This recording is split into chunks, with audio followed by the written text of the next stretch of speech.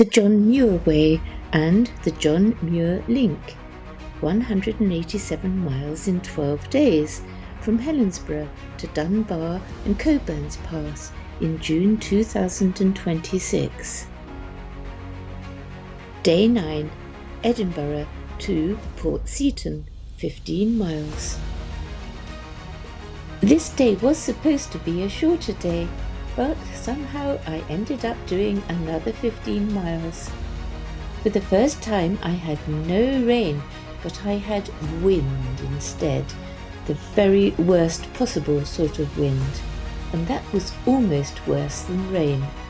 So I arrived in Port Seton in a very bad mood after fighting it all the way. The trail passes Arthur's Seat, which I had climbed on several previous occasions, so I didn't feel the need this time. The trail follows the former Edinburgh to Dalkeith Railway, which was nicknamed the Innocent Railway because it was originally horse-drawn in an age which thought steam engines dangerous. Two great healing plants, yarrow and comfrey. Yarrow, which can sometimes be pink, has wound healing, anti-hemorrhagic and astringent properties.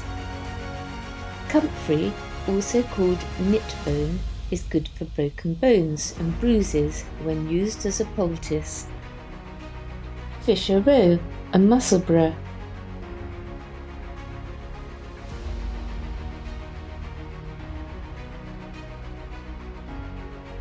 Looking back towards Edinburgh and Arthur's Seat from Musselburgh, where I failed to find a coffee. Musselburgh Harbour.